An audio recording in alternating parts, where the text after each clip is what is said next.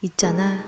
사랑하는 사람과 떠난 낭만적인 바다 여행이 하루아침에 끔찍한 악몽으로 변한다면 어떨 것 같아?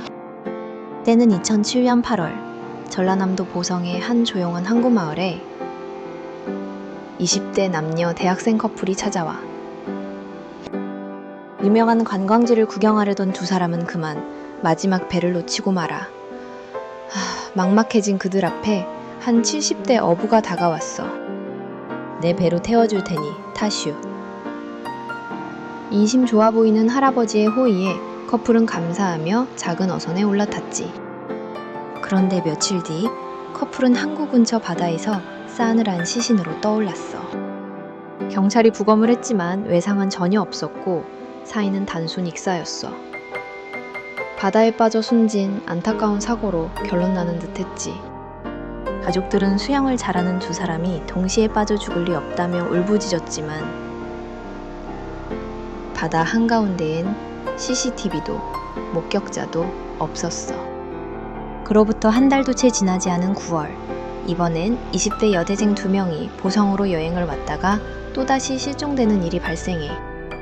며칠 후 그녀들 역시 바다에서 싸늘한 주검으로 발견됐어. 마을은 발칵 뒤집혔어. 연쇄살인이 분명했거든. 동일한 장소, 동일한 수법. 경찰은 즉각 대규모 수사본부를 꾸리고 항구를 이잡듯 뒤지기 시작했어. 수사망을 좁히던 중 결정적인 제보가 들어와. 실종 직전 여대생들이 작은 어선에 타는 걸 본 사람이 나타난 거야. 경찰은 즉시 배의 주인을 찾아갔어. 그런데 용의자의 정체를 본 형사들은 당황할 수밖에 없었어. 키 160cm 초반의 왜소한 체격, 이가 다 빠져 헐떡이는 70대 노인 오씨였거든. 이 노인이 젊은이 4명을 연달아 죽였다고? 오씨는 형사들 앞에서 억울하다며 펑펑 울었어. 태워준 건 맞지만 자기들끼리 사진 찍다 바다에 빠진 거요.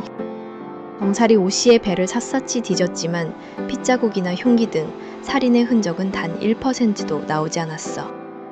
게다가 바다는 모든 증거를 씻어내버리잖아. 노인은 완벽한 밀실살인을 저지른 뒤 속으로 비웃고 있었던 거야.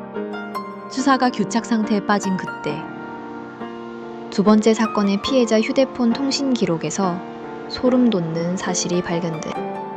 여대생들이 실종되기 직전 친구에게 다급하게 보낸 문자 메시지가 남아 있었던 거야. 메시지의 내용은 이랬어. 저 할아버지가 우리를 바다로 밀려고 해. 너무 무서워.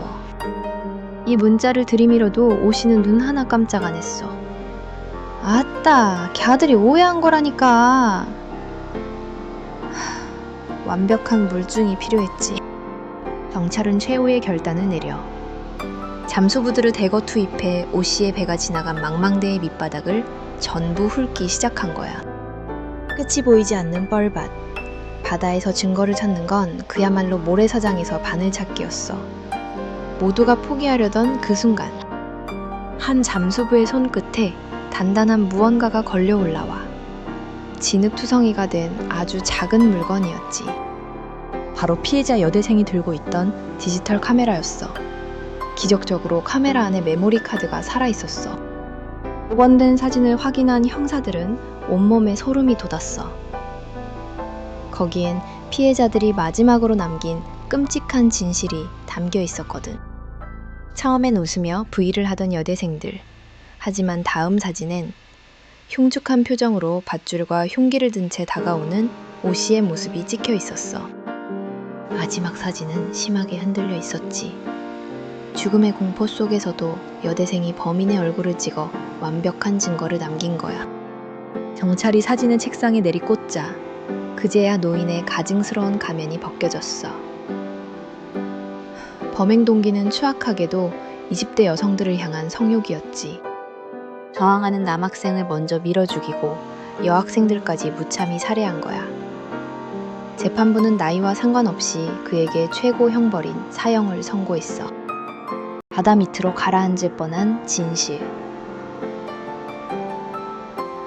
하지만 피해자들의 용기 있는 마지막 기지가 악마를 완벽하게 지옥으로 보낸 통쾌하고도 먹먹한 그날 이야기야.